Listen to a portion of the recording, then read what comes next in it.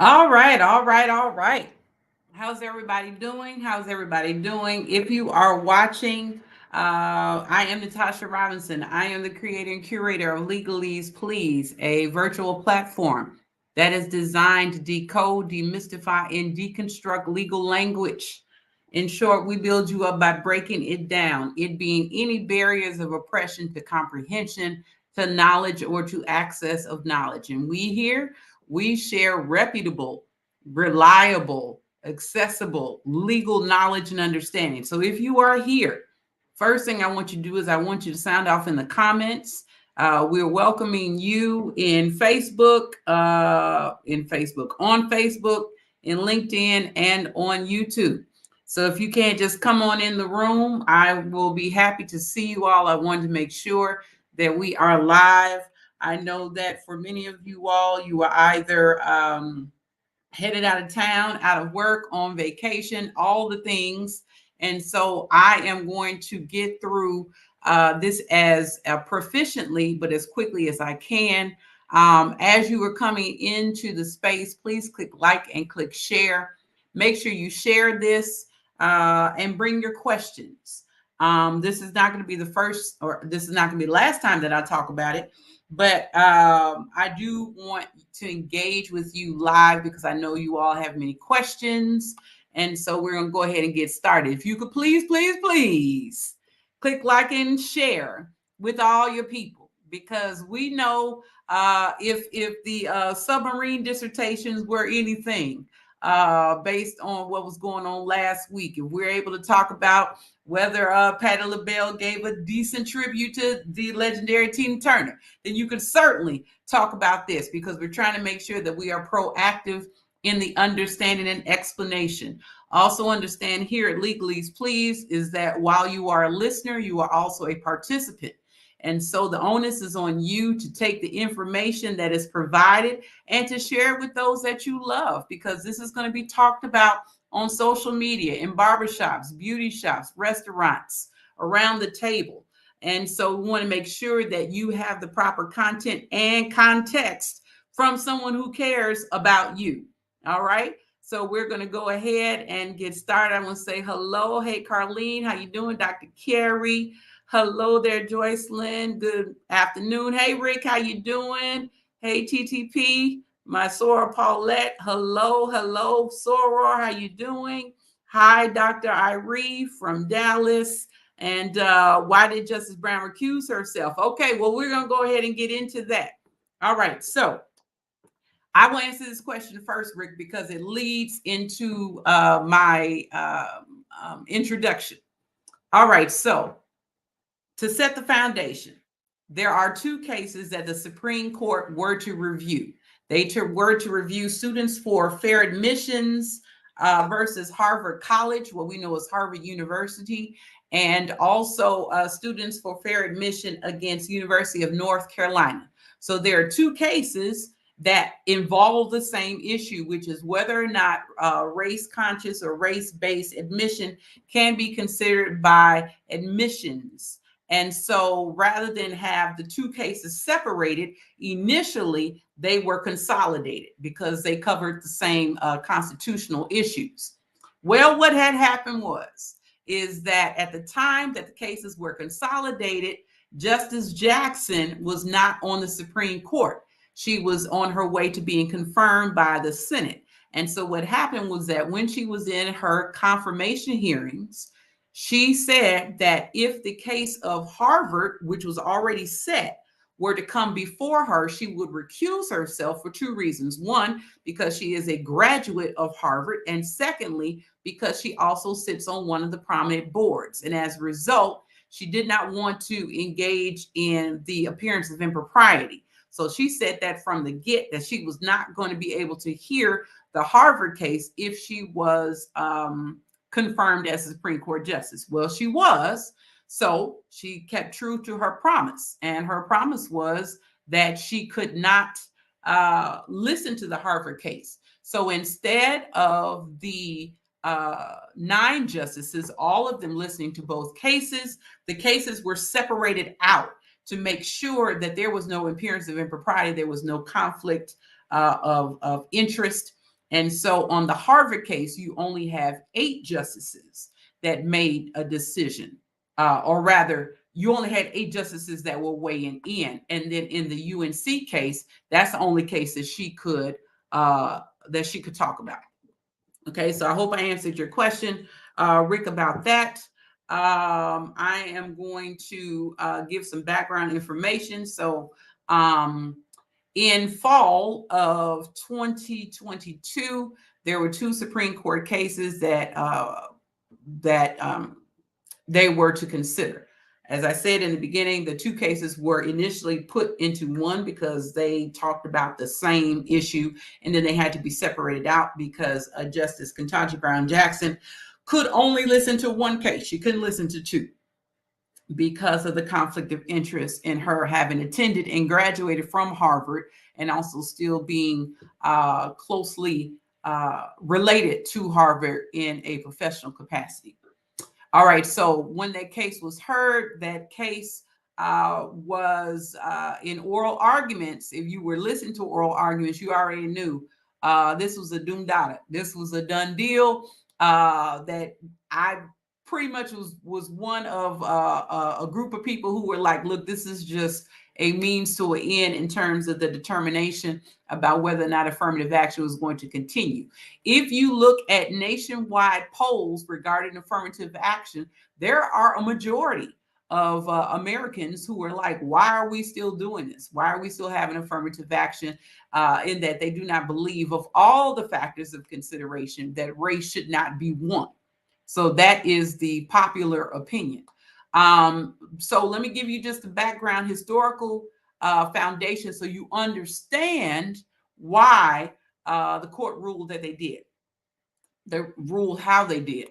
The Supreme Court cannot hear every case that is being recommended to them. So if there is a case in which there is an appellate issue, that can go as far as it can in the state level. And then if there's an issue of the Constitution, it could possibly go to the Supreme Court. And if you go up the ladder in federal courts, the highest level of appeal is the United States Supreme Court. Well, understand, the Supreme Court cannot hear every case that comes before it.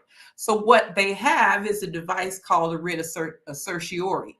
And that is a document that says, if we give you this document, if we give you the verbal permission, then you are able to have this case heard in front of us. And so affirmative action has been eroding in terms of popularity for a number of years now. And so when the presidents have the option of picking or selecting Supreme Court nominees, it is so important when a president is elected, you can look and see, well, what are the vacancies on the Supreme Court? And for the last United States president, he had 3 Supreme Court nominees that went through the Senate confirmation process and were elevated to the United States Supreme Court. And then the 4th selection, most recently, is when this current president nominated Justice Ketanji Brown Jackson, and she went through a very harrowing Senate nomination process, and then now she makes the 9th justice that is on the Supreme Court. Anytime there is a Supreme Court case, all of the justices usually vote, with the exception of if there's a conflict of interest. Okay, so you have 9 justices. The outcome of every Supreme Court justice, if there are 9 justices, goes in this particular breakdown. You can have a unanimous decision where it's 9-0, or they'll write it 9-0. Okay, and then the breakdown comes after that. You have 8-1, 7-2, 6-3, 5-4. And so what you had, what did I say? I said 9-0, 8-1, 7-2, 6-3, and 5-4. Okay, 5 is usually like 5. That 5-4 is like, look, it is real contentious. If you just sneezed, you could, turn the tide. But in these cases that were presented today, the breakdown was 6-2 and 6-3, which is not a surprise, and I'll tell you why. But in short, this breakdown was 6 justices that were in favor of eradicating affirmative action. And then you had, in the Harvard case, 2 that supported it. Remember, you don't have 3, you only have 2 that can dissent or disagree, because Justice Jackson can no longer be on that case.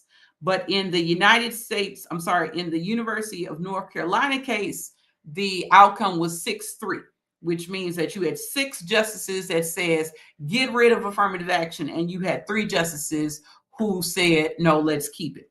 All right. There are some terms that I want you to be familiar with so that you understand, if you're going to read these if you're going to read these opinions, then you know how to read them. Now, first of all, in order to get the actual court opinion, this is where you go to get it. To get the actual court opinion, this is where you go to get it. You go to Supreme Court gov.opinions, or you can just type in Supreme Court Harvard case, Supreme Court University of North Carolina case, Supreme Court affirmative action. And what you want to type in is you want to type in the term slip opinion. Let me type it. I thought I did, but apparently it's not on here. Slip opinion. This is what you want to type in. Now, the reason why this is important is because this gives you the actual case. So you can get a summary if you want from all of the news outlets, but if you believe in primary sources, which this court case is, this is what you are looking for. You're looking for the slip opinion. What that means is that it is a written document that you can access, but it's not in books yet. It's not literally in a book where you could like read if you wanted to read Brown versus Board of Education. The slip opinion is saying, this is what we've decided. This is what we've written. You can get this copy, but it's really going to be in the book later on. Okay. So to go back again, you are looking at what is this website, and this website will bring you to the actual language of the opinion itself. Okay. Now, the other thing that I want you to know is, remember I told you Legaleaze Please is about explanation of legal terms. Whenever you have a Supreme Court case, you have a majority opinion, which is the majority of justices. There are 9.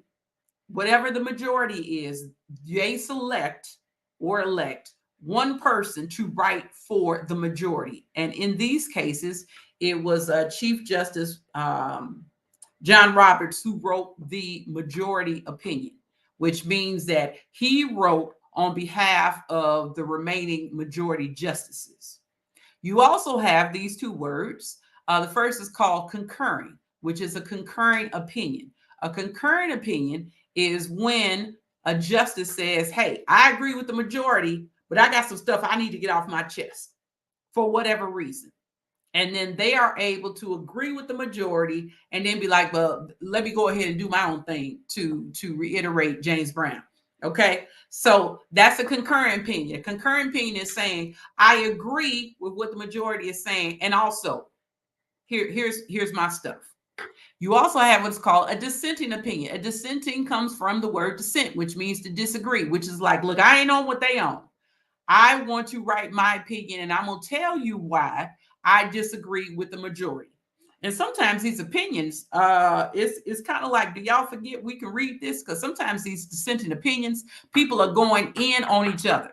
They're saying, I don't even know how this justice even came to this conclusion, because this conclusion is ridiculous. They be going at each other in sometimes in code and sometimes not in code. So it's important to be able to know that when you are reading this opinion, which I would suggest you at least read the first couple of pages. Now, this opinion has anywhere from 229 to 237 pages. Now, I hear you saying, Natasha, how could you possibly comment about this opinion when it just came down? Well, one is I'm just that good. I'm just teasing, not really. But secondly is I know what to look for. Okay. And third, we did this already. I told you all last fall, and then I told you again last week that this is what was coming and to get prepared.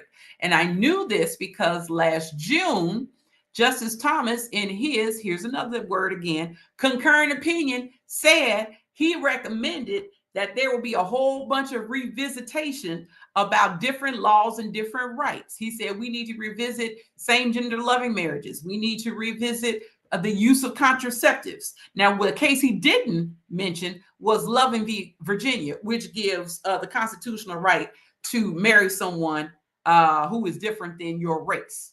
Now, if you didn't know, he is married to, I don't even know what her name is. Well, I have a name, but that's not the name that I want to use. And so he's benefiting from the law, but then taking the law to oppress other people. So he told us, if you are a spades player, you know that when someone makes a bid, if you know in advance that they are making a bid that they cannot meet, in at least in my culture, in my communities, they put the set book, the book that prevents you from making your bid, on your forehead. Well, last year, in the Supreme Court case of Dobbs v. Jackson, the case that said that there was no constitutional right to abortion, and basically states y'all duke it out. Justice Thomas, in his concurrent opinion, he put the set book on his forehead, and he told us that this is just the beginning. This is just the beginning of the eradication. And so get ready, get ready to get ready. That is what he said. And true to form, here we is.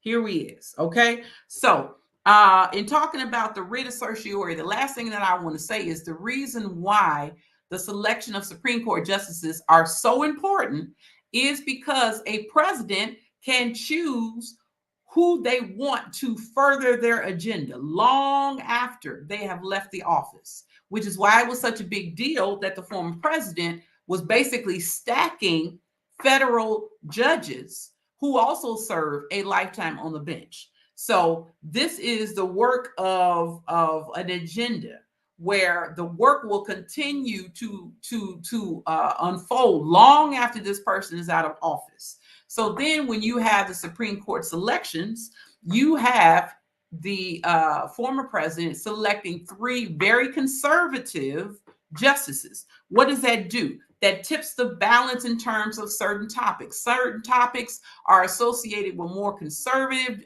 justice opinions, and other topics are associated with more the progressive justices. So whenever this split came down, where in the Harvard case it was 6-2, if you know the composition of the Supreme Court, which I'll show you in a minute, you will see that they fell in party lines. They fell in range of what they believe, their ideologies. And so you had 6 justices in Harvard that says goodbye to affirmative action, and then the same 6 in the University of North Carolina case saying goodbye, so long, farewell. All right. So I am going to now go into my presentation because, you know, I am an educator. And whenever I have a conversation on Legaleaze Please and I get to talking, I hear people that are like, look, I'm a visual learner. So you can talk to me all day long, but I need to see something. So this is for the see me saints. This is for the people that say, I need to see something so I can understand what is going on. So I'm going to go through this very quickly, and then I'm going to give you an opportunity for us to have a more prolonged conversation. Have you shared this yet with the people in your neighborhood, your social media neighborhood? Click like and click share. You can also go to YouTube. Hey, YouTube family. And you can subscribe so that you can watch this over and over again. And also to the LinkedIn family. I see you. Thank you for being here. You can share this with your colleagues and your coworkers. And I actually have something for you at the end. All right, so here we go. Let's see if we can go. Let me get my, where's my, why is it not changing? I'm gonna figure this out. Why it's not changing? Where do we go from? Oh, you know what? I uploaded the wrong one. That's what I did. So let me find the one I really want, and then we will get started. Let's see if this is the one I want. Is this the one I want? No. That's not it either. All right, so I'm gonna keep on talking because I am a preacher's kid. So what I can do is I can just continue to do what I need to do while I find what I need to find. Okay. Let me save this right quick. While I'm doing this, you can put your questions or your comments in the chat. Just give you a minute.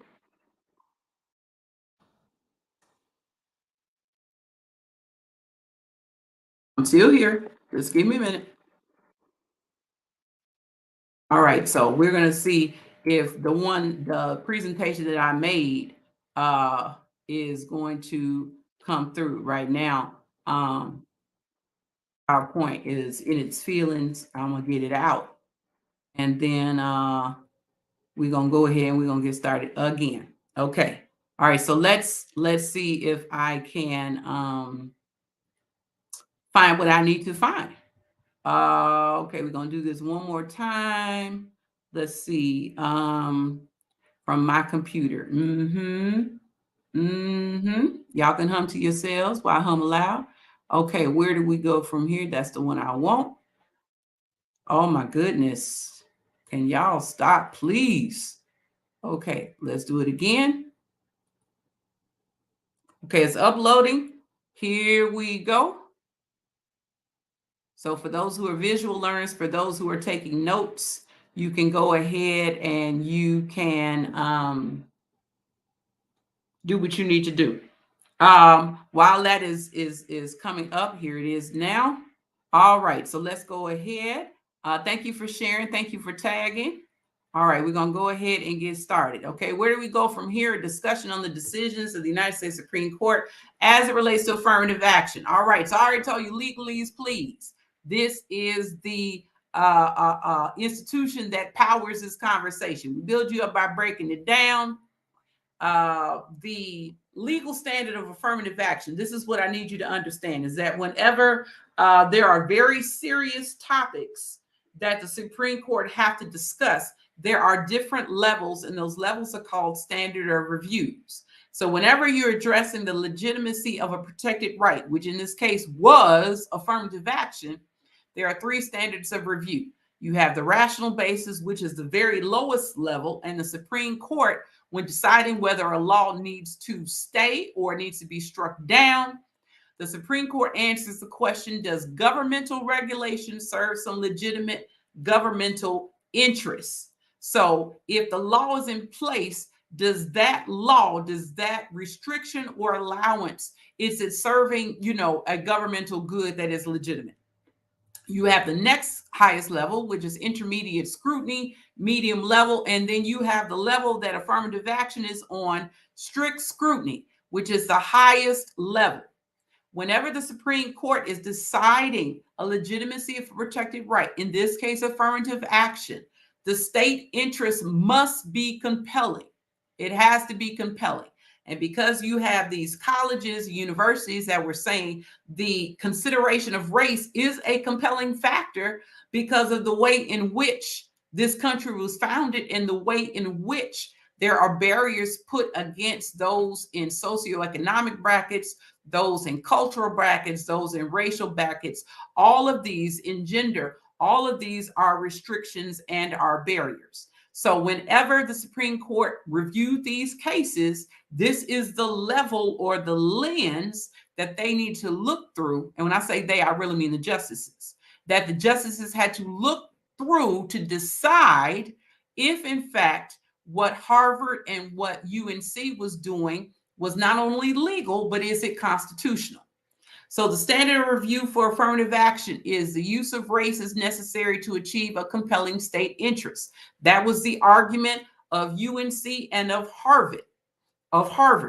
Now, the United States Supreme Court has also said in other precedents that diversity in higher education is a compelling state interest. Diversity in general, race specifically, although race has been on a slippery slope where people are like, look, we're living in post-racial America. Why would you possibly need affirmative action? And so this is the lens by which the Supreme Court was reviewing the case. Okay, these are the two cases that they were looking at, the justices were looking at. Students for Fair Admissions, which is an organization of people where they look to see how they can make things more fair, which loosely translated is, look, we cannot continue to engage in race-based or race preferential programs. Everything should be level. Everything should be equal. There is no systemic or systematic racism. You all are tripping. Okay, so they got their cases all the way to Supreme Court. Why is that important? Because now you have 6 justices who are conservative and who know that if they issue a writ of certiorari, they are able to hear the case and also reverse affirmative action. That is why the reversal of abortion was not accidental. It only occurred after you had those 6 conservative justices in place, because then they had the votes to be able to start to eradicate and erode different traditional and legally protected rights. Okay, so it's not accidental. Talking about systematic, this is systematic and it's systemic. Okay, so you have these organizations saying, look, can institutions of higher education, can they use race as a factor in admissions? And if so, does Harvard's race conscious admission process, does it violate the Civil Rights Act? And does UNC's race conscious admissions, does that process violate the 14th Amendment of the Constitution? The 14th Amendment of the Constitution talks about equal protection and due process. Due process is, are you doing things fairly? Okay, you have substantive due process and you have procedural due process. That's on one. I'm doing good teaching because let me tell you, this is from memory. You have substantive, I have to encourage myself. You have substantive due process and you have procedural due process, which is, do you have, let's say, for example, if you get kicked out of somewhere, procedural due process is saying, do you have a hearing? Do you have the right to share your evidence or your information? Okay, so that's one part of the 14th Amendment. The second part of the 14th Amendment has to do with equal protection. Equal protection, I want you to think of it as a blanket. And so if you are out in the cold, the Equal Protection Clause or the 14th Amendment is the blanket that covers you and say, you too are covered, honey. You too have the warmth that everyone else has. You don't have to worry yourselves none, because this amendment, which was added after the passage of the Constitution, this gives you the warmth, the protection, the recognition by the law to understand that no matter who you are equally protected. Well, the people who brought these cases were saying, in fact, they were not protected because they could not get into admissions programs that they applied for because, here it is, the blacks. Okay. And I'm just going to leave it like that. You know, I can go further, but I will not. Let's just say that those who brought these cases were saying you are allotting too much equality to people who should only be allowed to get in based upon their qualifications, their ability, their capacity. Now, what they didn't talk about was legacy programs. When you have legacy programs, you get in because your great-great-granddaddy was a trustee. But whatever, you know, potato, potato. They didn't want to talk about that. So this is what the court decided.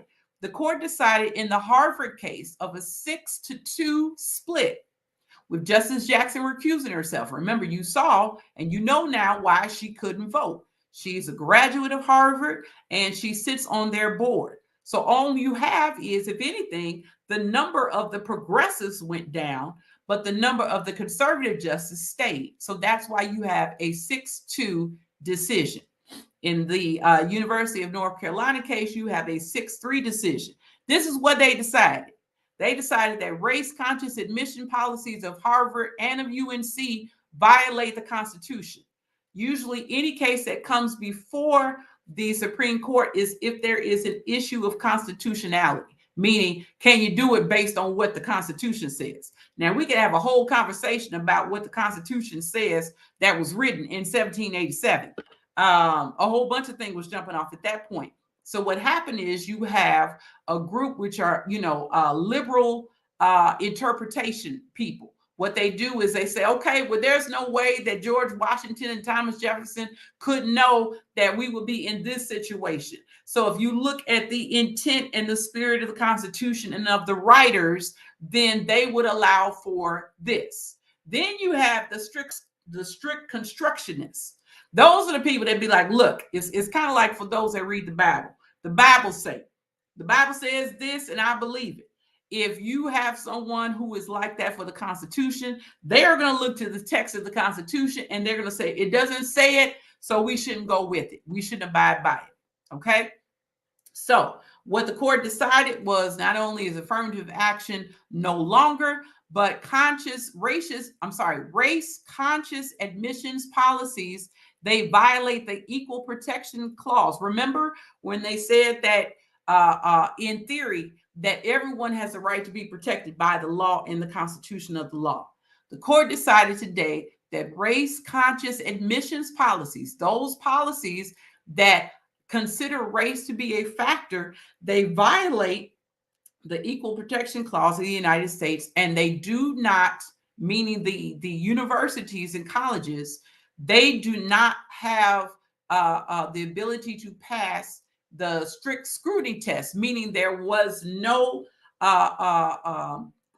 legitimate reason. It was not a compelling state interest. That's what I want to say, is that considering race at the level of higher education is not or no longer a compelling state interest.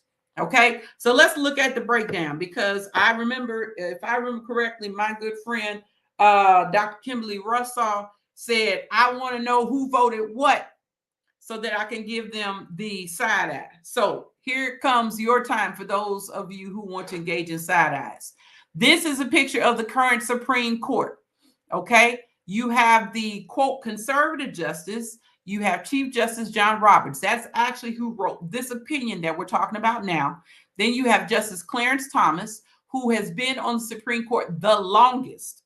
Okay, and he succeeded, let me put that in quotes, succeeded Justice Thurgood Marshall. All right. Then you have Justice Samuel Alito, Justice Brett Kavanaugh, Justice Neil Gorsuch, and Justice Amy Coney Barrett.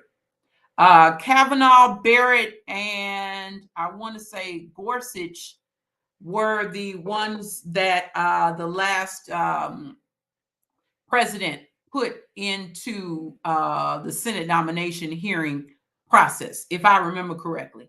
Now, those justices who are considered to be progressive are Justice Elena Kagan, Sotomayor, and Brown Jackson. So in today's opinion, where you have a 6-3 split, you can see the 6-3 split right here on the screen, because you had the 6 justices that said thanks but no thanks to affirmative action, and then you had the 3 which are the more progressive justices. That's on the UNC, the University of North Carolina case.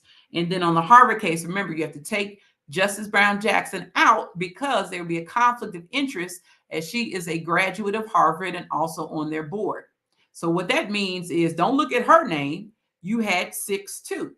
They went along ideologies and beliefs, and then they grounded it in legal language, which we're going to get to in a moment, because some of this Supreme Court Supreme Court language, when I tell you, some of it, I actually started laughing, to be clear. Now, is this a funny situation? Absolutely not. However, they did exactly what I predicted they were going to do. All right, so if you want to know how many pages each justice wrote, here we go. Now, earlier I was on live and I was talking about how I knew, based upon the page compensation, how this thing was going to go. And then while I was literally on live, 2 things happened.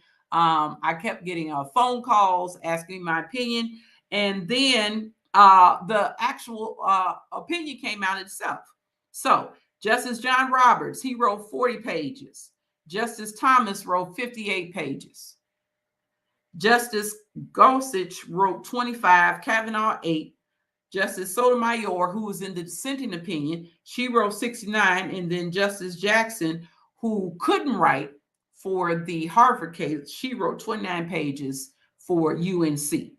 Okay, so altogether, that's at least 229 pages. Okay, so yeah, so this is what this is what I want to read to you all. I made some notes. Now, of course, can I read 229 pages in 35 seconds? I'm sorry, 35 minutes. Not really, but I know what I'm looking for. So I'm able to skim through real quick. So I just want to tell you some of the language that is in this decision so that you are able to hear the writing of this. Okay, so this is Justice Roberts who is writing this decision. And so what he says on page 15 of the court opinion is one of the reasons that they were going to eliminate affirmative action is that, quote, eliminating racial discrimination means eliminating all of it. And the Equal Protection Clause, we have accordingly held, applies, quote, without regard to any differences of race, of color, or of nationality. It is universal in its application, end quote. For, quote, the guarantee of equal protection cannot mean one thing when applied to one individual and something else when applied to a person of another color. If both are not accorded the same protection, then it is not equal. Okay. Now, the reason why I cracked up laughing on that is because of the fact that you are basically making a legal argument of reverse racism. What you're saying is that we are now living in a country, a space, and a place where race is no longer an issue, and you don't need any hand-ups or any handout in any iteration of any job, any career, any accomplishment. Okay, and so what they did, meaning the majority, is they took legal language to buttress or to provide the foundation for what they was going to do anyway. Okay, and if you watch the YouTube episode that I made about what I predict was going to happen, which is on YouTube, I stated that now I believe that the majority of the Supreme Court was going to make its decision and then backdoor itself into the legal language to buttress itself, and then to say this is totally rooted into legal cases and precedent and blah blah blah blah blah. Okay, so this is what they also did, which this is when I started laughing. What they also did was they used the cases of Plessy versus Ferguson and Brown versus Board of Education. What does that mean? The 1896 case of Plessy versus Ferguson established a separate but equal doctrine, which says that when it comes to places where the public can be, in schools, on transportation, in education, things like that, that separate but equal was the law of the land. Okay, and that basically, if you were anybody other than heterosexual white male, you had to slide it to the back because there was no reason for any type of your humanity or divinity to be regarded by people and also by the law. All right. So that's 1896 Plessy versus Ferguson. Then you have the 1954 case of Brown versus Board of Education. I'm going off my notes. I'm just going from my memory. Okay. So fact check me. Don't just go on what I say. You have the same ability to look things up as well. But here we are. So in 1954, you had the Brown versus Board of Education case, which says that any type of segregation is constitutionally illegal and that you just can't be doing that. This is what they told the states. The states came back and appealed in Brown versus Board of Education 2 and said in 1955, hey, well, how are we to go about with this desegregation? And so it was, I believe, Justice Earl Warren who said in his opinion, it could have been someone else, but I believe it was Justice Earl Warren says, well, just do it with all deliberate speed. And so do it with all deliberate speed is akin to if I ask my child to clean up the room and she says, well, when you want me to do it, mommy? And I said, oh, with all deliberate speed. If you don't want to clean up the room, you're going to go as slow as you want to. If you do want to clean up the room, you're going to go as fast as you want to. How does this relate to the states? Is that the states took their time to decide when they were going to desegregate, even though the Supreme Court had already said that desegregation is the law of the land. This is why partially you have the Civil Rights Act, because there were people that was like, I don't give a good damn what the Supreme Court says. I'm going to do what I want. And so you had to put more legislation in place to guarantee what the Supreme Court had already said in 1954 and 1955. And so I feel today that today's court decision is the 2023 version of with all deliberate speed, meaning that, yeah, we're going to get rid of affirmative action, but you can consider race in this way. What is this way? I'm glad you asked. I'm going to go to the court opinion itself. You can't see it, but I'm going to go to page 22, which is where this is. And so after they eradicate affirmative action, then what the court says when Justice Roberts writing this is that, well, you can kind of still talk about race if you want to. But here is the thing. In order for you to talk about race, you have to do it in this way. I said page 22, but I lied. It's on another page, actually, because there are graphs and all this type of stuff. The majority opinion goes into, reads for filth, the dissents. And they're like, look, in their dissents, they didn't consider this. They didn't consider this. They don't know what they're talking about. And so it's just a long read. And so this is the part which says that you can kind of consider race. And I'm going to read to you the section. This is on page 39 of the majority opinion.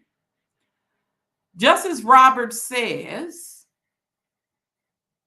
both programs, he's talking about Harvard and UNC, both programs lack sufficiently focused and measurable objectives warranting the use of race, unavoidably employ race in a negative manner, involve racial stereotyping, and lack meaningful endpoints.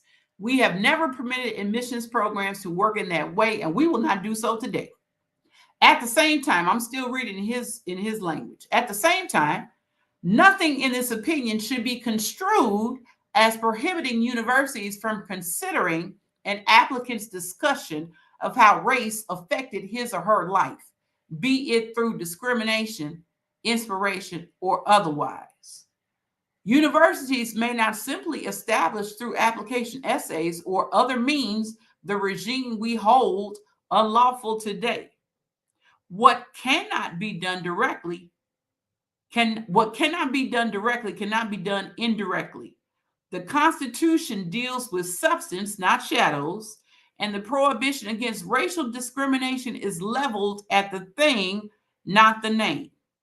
Okay, so what does that mean? What that means is that you could talk about race in your college essay application, but you can only talk about it as it relates to how your race was the means to an end, was the means to discrimination, was the mean to oppression. But you cannot just say, I'm Natasha Robinson and I'm a Black woman, because that is now considered unconstitutional. But if I want to say, as a result of my Blackness and my Black lived experience, I have experienced blah, blah, blah, blah, blah, the universities and colleges may consider that. Now, why is that important? Because also in constitutional law, shall and must are mandatory legal language. You got to do it. May is discretionary, which means a college and university can consider that because of your race, you experience this, but they don't have to. So what is that going to look like from here on out? It's going to look like a lot of less diverse colleges and university student populations. And when I say diverse, I'm talking now about race, because that was the main focus of the Supreme Court cases today. So what they did was the majority took the language and the spirit of cases that supported racial discrimination and said, well, you can't do that anymore. If you're going to be discriminate, if you're going to say that there is equality for one, there needs to be equality for all. And this is the reason why affirmative action now needs to be struck down, because you're indicating a legalized preference. From now on, everybody is the same. And if you are to talk about your lived experience of racism, you are only to do it in this particular way. Okay, so that is that on that, period. That's all I'm going to talk about right now, because again, I did not want to keep you long. I know people wanted to get the meat, chew the meat, spit out the bones, and then go on and do what they need to do. Okay, now for those who like, I need a little bit more. I need to know, well, what does that mean for me in employment? What does that mean for me in higher education? I'm glad you asked. Okay, I am going to offer a more in-depth opportunity for us to be away from the gaze and on a digital virtual platform, where now you are not just posting questions online. We are in a room, a virtual room, and I'm able to hear from you, and you are able to share your frustrations or your endorsements of what the Supreme Court decided. So here is what I am offering today, and here is where to register. This is what I really need to show you.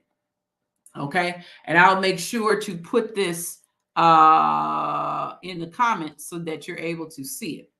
Is that if you decide that you want to engage in a more deeper conversation, or you want to figure out where do we go from here and things of that nature, this is where you can go and register. Okay, if you go to this website, I put it in the comments. If you are able to go to this link, you are able to sign up for a personalized webinar with me, and I will, on what day did I put it? I think I said Wednesday, July 5th and Thursday, July 6th. But let me double check. Yes, Wednesday, July 5th and Thursday, July 6th. You can continue to unpack this with me, learn with me. I'm able to provide more in-depth understanding and analysis, and I will tell you how this affects you in your particular field, professional, educational, you name it. And if you want to register, but you cannot attend in person, you will still have access to the recording so that you can watch it at your leisure. Okay, this is where you go to engage in registration for that webinar. Okay, and so today, because it is the 29th of June, I am going to offer it for you. If you want to do it, this is totally on you. $29 for the webinar and $49 after today. I may extend that $29 thing, but if you get on it today and tomorrow, then you will be able to register for $29 if you want to. Now, for those who like, I ain't trying to spend more time with you, then of course, here are the ways to support Legaleaze Please, because I gave a lot of information without a lot of price, and it takes a lot of things behind the scenes in order to contribute. If you just want to support a Black woman and a Black woman in a Black-owned business, if you want to continue Legaleaze Please, this is how you do it. You can support by way of Zelle, PayPal, or Cash App. And so the email address for Zelle and PayPal is legalazeplease@gmail.com, and the Cash App is $Legaleaze Please. Okay, and those are the way that you can support. I'm actually going to change this a little bit, because I think that the Zelle is another email. So let me go ahead and type that email in, because I don't want there to be any confusion about what to do and where to go. Okay, so I'm going to send this again. I'm going to type it again and show it to you. For Zelle, you can send it to nlrobinson.esq@gmail.com. If you're going through PayPal, the email is legalazeplease@gmail.com. And if Cash App, it is $Legaleaze Please. Okay, that is the conclusion of this time together. If you have not already, click like and click share so that you are able to get a overall view, an emerging view of what the Supreme Court decided today. Make sure you click like and you click share. You can also go to YouTube, just type in Legaleaze Please in the search engine, and then hit subscribe and then hit the bell that will then alert you to every time I have a new episode. But if you are so moved to support a Black woman and support a Black-owned business, this is how you do it. Zelle, nlrobinson.esq, that stands for Esquire, because I am legit, too legit to quit. Hey, that's what MC Hammer does. Or PayPal, Legaleaze Please at gmail.com, or by way of Cash App at $Legaleaze Please. All right. Again, I am so thankful for you all being here. If you want to continue to connect with me, you can do so at Legaleaze Please LLC on Facebook, on Instagram, on YouTube, and Twitter. I have the same handle everywhere I go. And then lastly, this is the website, www.legalezeplease.com. You can go there and you can look to see what other services are being offered. But if you want to continue to watch this video and share it, it will be housed rather on the YouTube channel, and you can watch it and share it at your convenience. All right. I hope I was able to help you all. If you are still here, you can come in the comments and let me know if you have any questions before I log off, because I am finished. So you have 2 minutes or so, because I said I only wanted to be in for a little bit. I appreciate your time. Thank you, Sora. I appreciate you too. Thank you. And thank you for tagging in those that you know so that they're able to watch and to share. This is not the only time, again, that I'm going to be talking about it. Over the next couple of days or weeks, I'm going to be processing it and synthesizing it. And if there's any additional information that I feel I want to share in this public realm, then I will do so. But again, if you want to engage with me by way of a webinar, I will do a separate post and I will give you the information for how you are to do that. All right, seeing no questions or comments, all minds are clear. So I'm going to go. I wish you all the best. Continue to look for the joy in every day, and I'll talk with you soon. Take care.